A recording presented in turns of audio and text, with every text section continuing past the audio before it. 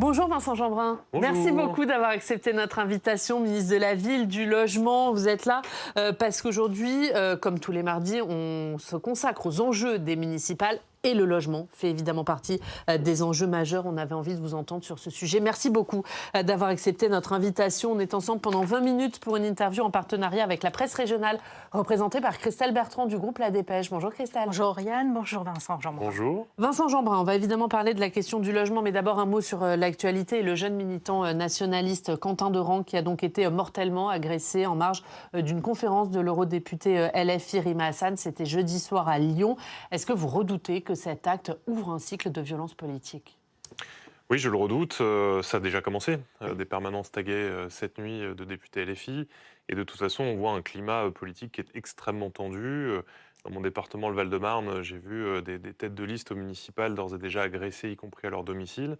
Et on le voit bien qu'il y a une tension dans le débat politique qui est énorme, avec finalement non plus une confrontation sur le fond des idées, mais bien sur la détestation des personnes.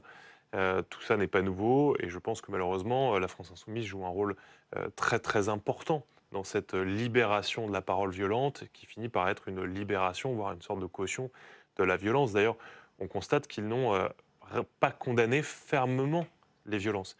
Ils expliquent qu'ils n'auraient rien à voir avec la jeune garde, après les avoir défendus il y a encore quelques jours. Ils expliquent qu'ils n'ont rien à voir avec ces violences, mais jamais ils ne les condamnent.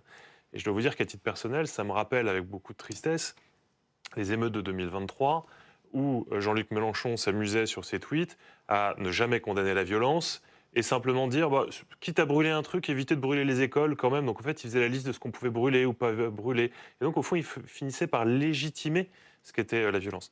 Mais ça ne me surprend pas quand vous avez Emmanuel Bompard, qui une fois au micro, je crois que c'était Jean-Jacques Bourdin, finit par lui dire, oui, notre but, c'est de foutre en l'air la République. Vous voyez déjà le vocabulaire. Quand vous avez M. Delogu, qui a été condamné parce qu'il est en marge d'une manifestation, il a tapé à coups de pied un proviseur dans un lycée et sa conseillère principale d'éducation. Vous voyez bien que la violence, elle est presque intrinsèque. Et au fond, quand on choisit comme nom la France insoumise, eh bien, ça dit long sur l'état d'esprit. Et moi, j'ai envie de leur dire, maintenant, il serait peut-être temps de vous soumettre, la France insoumise, aux règles du droit élémentaire et au respect du débat public. Ça nous changerait. Ils en portent la seule responsabilité, la France insoumise ? Non, ce n'est pas le sujet. Vous avez différentes formations politiques qui sont dans les positions extrêmes et dogmatiques. C'est vrai des deux extrêmes, c'est souvent d'ailleurs pour ça qu'on les appelle extrêmes. Vous avez des groupuscules d'extrême gauche qui envoient jusqu'à leurs représentants à l'Assemblée nationale, je pense à Raphaël Arnaud. Mais vous avez évidemment des groupuscules d'extrême droite et il faut bien les regarder comme les deux faces d'une même pièce. Il ne s'agit pas de dire tout l'un ou tout l'autre. Mais en revanche, c'est de se dire qu'est-ce qu'on veut comme démocratie, comme système politique. Et quand vous avez aujourd'hui une mouvance comme la France Insoumise qui se serait honorée à condamner fermement ces violences, à expliquer que des mouvements comme la Jeune Garde n'ont pas leur place en République, ils se seraient honorés à faire ça. Ben aujourd'hui, j'ai l'impression dans leur prise de parole, et encore ce matin sur toutes les chaînes de télé, ils expriment leur solidarité avec la famille, mais ne condamnent pas les violences. Ce n'est pas acceptable. Et ils ont en leur sein des parlementaires, des élus qui font preuve de violence et qui sont même condamnés pour ça. Soit à du sursis, soit à des amendes. Mais à un moment donné, qu'ils fassent le ménage s'ils veulent participer sereinement au débat public. Qu'est-ce que vous leur demandez exactement ? De faire le ménage chez eux, de parler moins fort à l'Assemblée nationale quand vous dites il faut qu'ils respectent les règles ? Qu'est-ce que ça veut dire ? Parce que eux, leur argument est de dire on parle fort à l'Assemblée nationale, ça permet de canaliser la colère populaire, au contraire. Je ne suis pas sûr qu'on donne une très bonne image de l'Assemblée nationale quand, comme je l'ai vu en tant que député il y a encore très peu de temps, on hurle, on insulte, on invective et on fait même des actions, j'allais dire physiques, puisque à l'occasion d'une niche du groupe Droite républicaine, vous savez, ces journées où c'est une formation politique qui défend ses idées et ses propositions, la France insoumise est quasiment descendue au pied du perchoir de la présidente, a fait une sorte de sitting en s'asseyant sur les pupitres, et on était à deux doigts d'avoir des bousculades. Et il y avait Mais il faudrait quoi, que les règles soient palpable. plus strictes à l'Assemblée nationale, Évidemment, par exemple ? bien sûr. Donc ça, c'est un appel à Yael mais Braun-Pivet, par c'est exemple. surtout, vous avez Jean-Luc Mélenchon, à qui on peut reconnaître une forme de culture. C'est quelqu'un qui est féru d'histoire, de philosophie, et qui prétend élever le débat. Et pourtant, dont les troupes passent leur temps à être violents, agressifs, dans l'invective. Et à un moment donné, il y a une incohérence, donc on a envie de le dire. vous prétendez insoumis, mais je pense qu'en République, il faut se soumettre à des règles de vie communes, et c'est important. Est-ce que vous demandez à la présidente de l'Assemblée nationale de durcir les règles de débat dans l'hémicycle ? La présidente de l'Assemblée nationale a eu une réaction, par exemple, tout de suite en suspendant le collaborateur parlementaire de Raphaël Arnaud, et je le remercie. Elle est également obligée de traiter, et c'est normal, avec le bureau de l'Assemblée nationale. Et la composition de ce bureau aujourd'hui n'est pas simple, et ce qui fait que quand elle décide d'une sanction, elle doit le soumettre au bureau. Et là, qu'est-ce qu'on voit ? Qu'effectivement, la France insoumise présente au bureau, en général, défend toujours ses propres troupes. C'est toute la difficulté. Mais je pense qu'il faut qu'on durcisse le règlement. La France insoumise n'a pas la majorité au bureau. Et non, certes, mais empêche d'aller au bout des sanctions, d'une part. Et deuxièmement, il faut que ce parti politique qui prétend faire partie de l'arc républicain, de la France insoumise, soit en capacité de faire le ménage dans ses propres troupes. Vous savez, quand ces gens-là disent « la police tue », quand une ancienne députée que j'ai battue dans ma circonscription, Rachel Keke, me regarde droit dans les yeux et me dit « j'aimerais bien que la police tue vos enfants pour que vous compreniez ce que ça fait », eh bien, on se rend compte qu'il y a une violence intrinsèque dans le logiciel même de la France insoumise qui est, pour moi, une menace extrêmement importante pour la République. Vous-même, vous avez été attaqué lorsque vous étiez maire. Est-ce que vous redoutez que ce climat ait des conséquences sur la campagne des municipales ? Oui, bien sûr, je vous le disais tout à l'heure, évidemment. Vous avez des candidats, mais d'ailleurs de toutes parts. C'est-à-dire qu'on voit monter dans cette extrême gauche une espèce de légitimation de la violence où, vous savez, Ercilla Soudey me disait l'autre fois en commission, elle dit « vous êtes une charogne capitaliste ». Charogne capitaliste. Elle me met l'invective. Immédiatement derrière, sur les réseaux sociaux, elle en remet des couches et des couches. Au fond, c'est envoyer le message à ses soutiens qu'on est l'adversaire, on est l'ennemi, on n'est pas digne de respect. Donc bien sûr que j'ai cette crainte pour les municipales, mais je pense que la crainte, elle doit être pour le coup pour toutes les formations politiques, parce que quand on hystérise à ce point-là le débat, on libère la colère, la haine, et je pense que c'est extrêmement dangereux. Donc je me félicite d'ailleurs que le gouvernement ait fait avancer un certain nombre de textes de loi sur la protection des élus. Et typiquement, je vous citais le cas d'un jeune candidat à Gentilly, dans le Val-de-Marne, qui a subi des menaces très importantes. Le préfet a activé le plan de sécurisation pour qu'il puisse bénéficier d'une protection et d'une sécurité pour essayer de terminer la campagne dans de bonnes conditions. Parce que, encore une fois, on risque déjà gros dans notre vie personnelle de manière générale quand on fait de la politique, mais on n'est pas là pour prendre des risques pour soi-même ou pour sa famille. Et je pense qu'il faut apaiser le débat. Et là, pour le coup, là, tout de suite maintenant, la France insoumise a une responsabilité immense. Témoigner de leur solidarité avec la famille de Quentin, c'est bien. Condamner fermement tout acte de violence, c'est mieux. On va parler de la question du logement, on le disait, un sujet de préoccupation majeure des Français. Est-ce que vous qualifieriez aujourd'hui le logement de bombe sociale ? Absolument. Je l'ai dit quand j'ai été nommé, j'étais moins ministre du logement que ministre de la crise du logement. Ce que vivent aujourd'hui les familles françaises est extrêmement compliqué. Vous avez des Français qui n'arrivent plus à se loger tout court. Vous en avez d'autres qui sont logés, mais dans de mauvaises conditions, soit à cause des enjeux de passoires thermiques ou tout simplement de logements trop petits. Vous avez un problème d'adéquation entre l'offre de logement et l'emploi. Bref, on voit que ça tend à tous les niveaux. Ce n'est pas qu'un mal français, toute l'Europe est concernée. Et d'ailleurs, on le voit quand on a cette crise sociale, en général, ça s'exprime aussi dans les urnes par un vote beaucoup plus contestataire. Donc on a un défi démocratique, un défi social à réaliser. C'est pour ça que je me félicite qu'avec le budget, on ait pu adopter des premières mesures qui vont aller dans une logique de plan de relance du logement.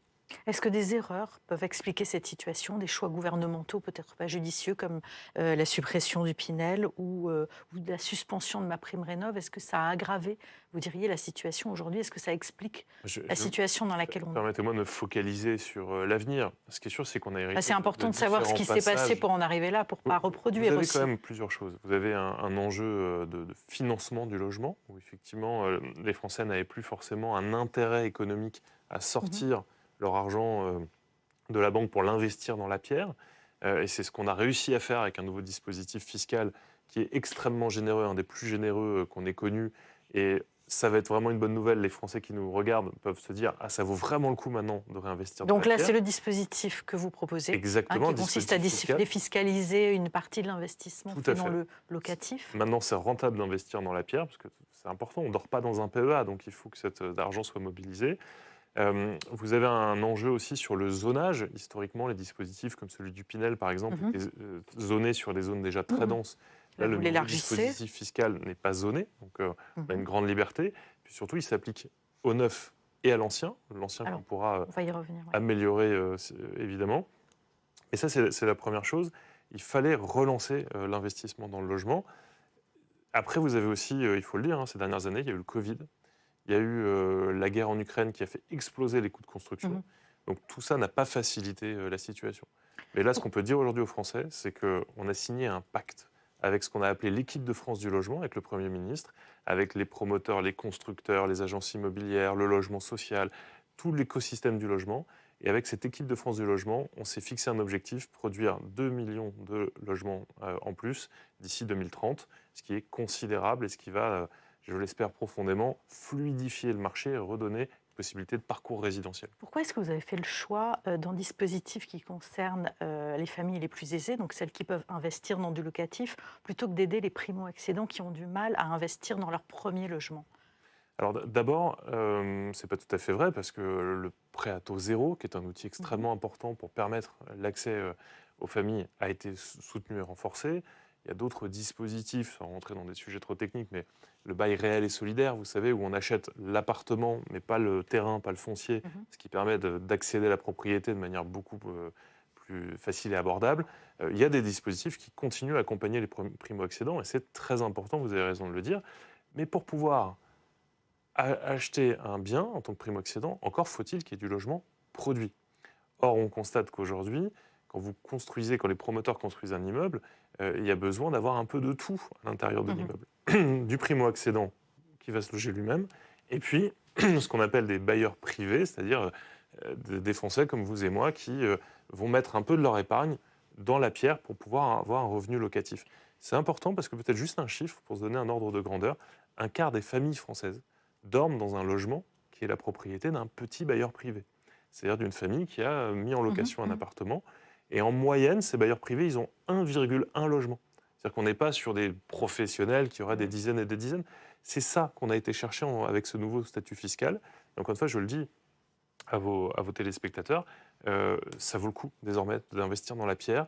Non seulement c'est rentable économiquement, mais en plus, vous donnez un soutien important pour les familles françaises qui aujourd'hui ont du mal à s'en sortir. Vous le disiez, c'est un dispositif qui concerne principalement les logements neufs, puisqu'il concerne les logements classés A ou B, donc plus compliqué d'être classé A ou B dans l'ancien. Est-ce qu'il n'y avait pas une priorité, par exemple écologique, à privilégier plutôt la rénovation que la construction de neuf ? Alors d'abord, le statut, il a été beaucoup discuté. Il fait d'ailleurs, il a pris sa racine dans un rapport du sénateur Daubresse et du député Cosson, ce statut du bailleur privé, donc ce nouveau avantage fiscal tel qu'il a été pensé. Et dès le départ, dans leur rapport, ils ont bien considéré qu'il fallait et du neuf et de l'ancien. D'accord. La copie qui sort du 49.3 fait que l'ancien est un peu moins généreux pour le moment que n'est le neuf. Mais dans les prochains textes de loi, on entend avec le Premier ministre corriger cela avec un accès plus simple pour l'ancien. Et vous avez raison de le dire, sur les notes, l'idée c'est de progresser, comme pour ma prime rénov', en fait, de 2 lettres, sans être dans une logique. Parce qu'on est dans un débat municipal et les maires se plaignent beaucoup de logements vides, notamment dans les centres-villes, centres-villages, qui ont du mal à être rénovés. D'où ma question. D'où l'importance d'avoir relancé ma prime rénov', qui va permettre d'accompagner la rénovation des logements anciens partout sur le territoire national, c'est très important, avec un autre enjeu, et je veux le dire ici dans cette belle maison qu'est le Sénat. Vous avez la sénatrice Gacquerre qui a porté un texte de loi pour fluidifier les enjeux environnementaux, notamment autour du DPE, la fameuse note ABCD sur la performance énergétique du bien. Aujourd'hui, si on ne fait rien, si la proposition de loi de la sénatrice Gacquerre n'est pas adoptée rapidement à l'Assemblée, le risque, c'est qu'il y ait 700 000 logements passoires thermiques qui sortent de la location.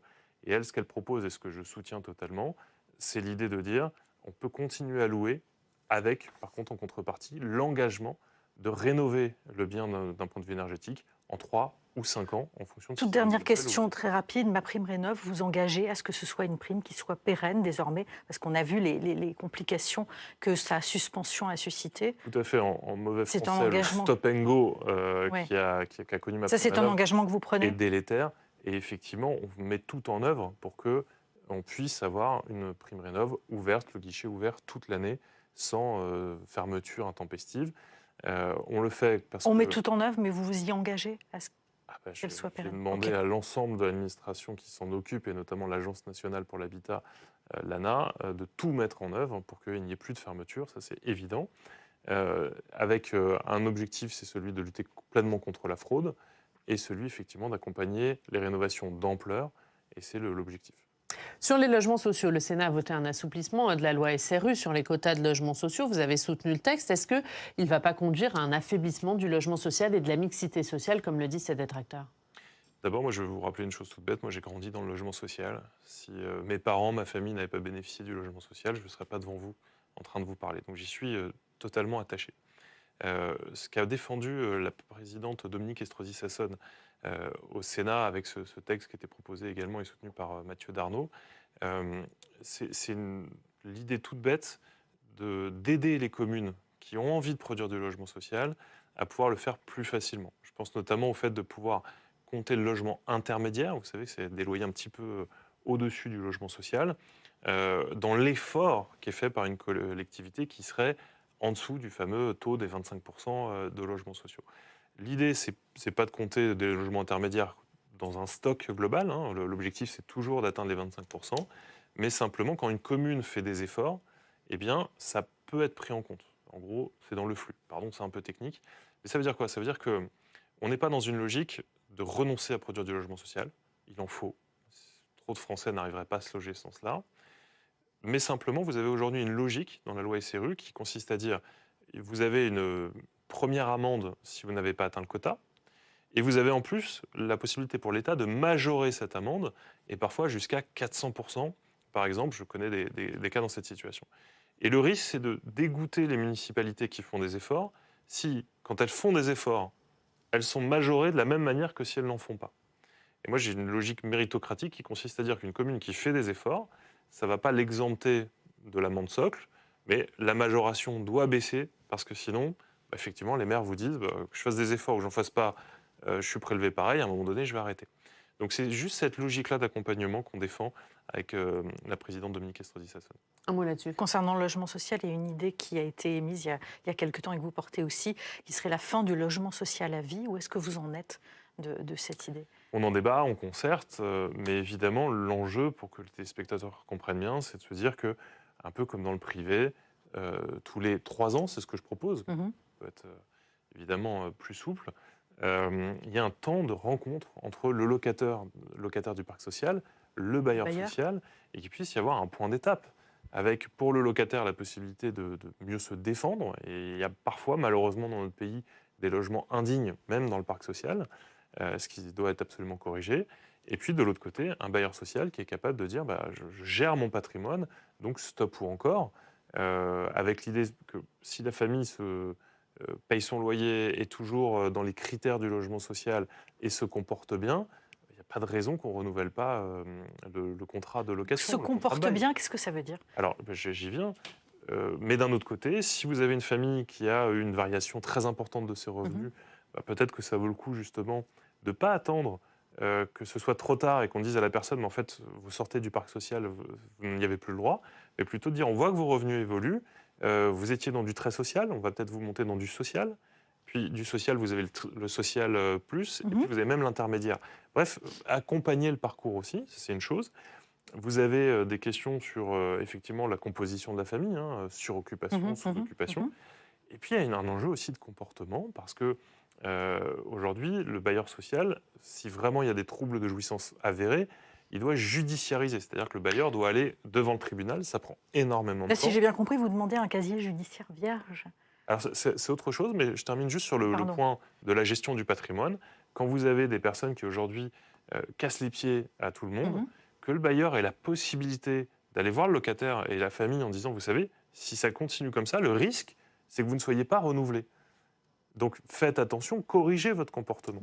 Et moi, je pense que c'est important de donner ce pouvoir-là aux bailleurs sociaux, qui n'ont pas vocation à mettre dehors les gens par le plaisir. Ces bailleurs sociaux, ils ont une logique d'accompagnement.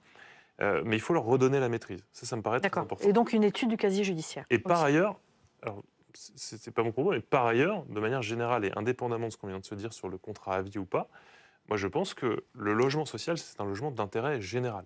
On cotise collectivement pour offrir à ceux qui ne pourraient pas se loger sur le marché privé un logement. Il y a une contrepartie, c'est d'être exemplaire. Et donc quelqu'un qui est condamné pour narcotrafic, là c'est déjà le cas grâce à la loi narcotrafic, doit pouvoir être expulsé du logement social.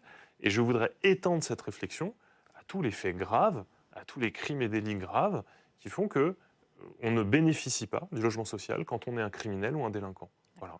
Parce qu'à côté de ça, vous avez des mamans qui dorment dans une voiture, élevant parfois un enfant, et qui, elles, attendent ce logement social et qui seraient, elles, exemplaires. Et donc il y a juste une logique de priorisation. Quand on est un criminel, on ne bénéficie pas de la solidarité nationale dans le logement social. Deux questions politiques pour terminer. Vincent Jeanbrun, vous qui venez des Républicains, est-ce que vous approuvez la déclaration de candidature à la présidentielle de Bruno Retailleau ? C'est pas à moi d'approuver ou pas. Il a totalement le droit d'être candidat et de défendre le bon moment ses idées. Sur la question du moment, pour être tout à fait honnête, moi, vous savez, je considère qu'un président de parti, il est là pour rassembler.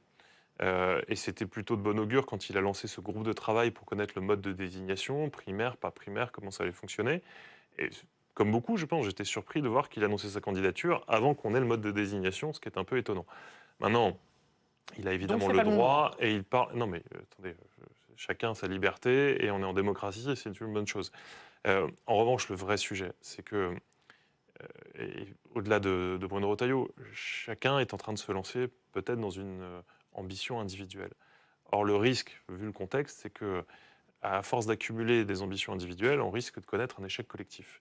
Et moi, ma grande crainte, c'est celle-là, et je n'ai pas envie, au second tour des présidentielles, d'être dans mon canapé à regarder les deux extrêmes s'affronter. Donc il faut une primaire ? Et donc il faut une candidature unique, ça je l'affirme avec beaucoup de force. Mais c'est encore possible avec la déclaration de candidature de Bruno Retailleau aujourd'hui ? Évidemment, moi je suis convaincu qu'il faut qu'on ait un mode de départage, et au-delà des Républicains, à travers ce qu'on avait appelé le bloc central, c'est-à-dire au fond, la droite et le centre, elles ont, ces familles politiques, ces courants historiques, des choses à dire, des choses à porter. Mais pour vous, ça s'arrête à la droite et au centre. Ça ne va pas jusqu'à Sarah Knafo, comme le dit Laurent Wauquiez, par exemple. Madame Knafo, elle siège avec l'extrême droite allemande au Parlement européen. Donc, c'est compliqué quand même de l'imaginer dans une même primaire. Donc, de toute façon, une primaire, si elle devait avoir lieu, mais en tout cas, ce mode de départage d'une candidature unique, elle doit rassembler des forces qui disent non à l'alliance avec le RN, non à l'alliance avec la LFI de l'autre côté, ça paraît évident, mais donc la droite et le centre.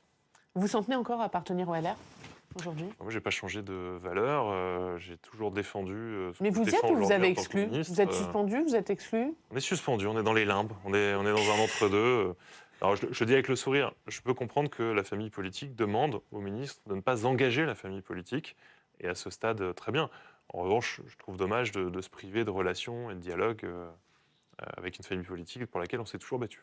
Merci Vincent Jeanbrun. Merci beaucoup d'avoir été notre invité.